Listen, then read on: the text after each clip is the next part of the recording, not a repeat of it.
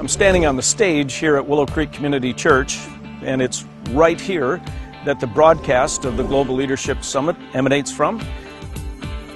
I can feel anticipation building, not just here, but at sites all around the country and all around the world.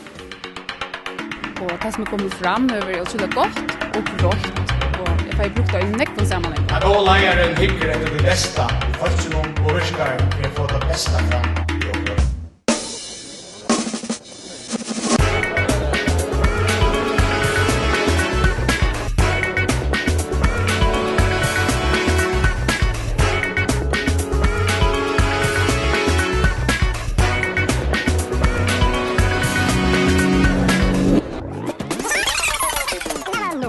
Otroligt överraskad att jag ska bli så pitcher för skickvaken in i tar över. Det som är väldigt imponerande.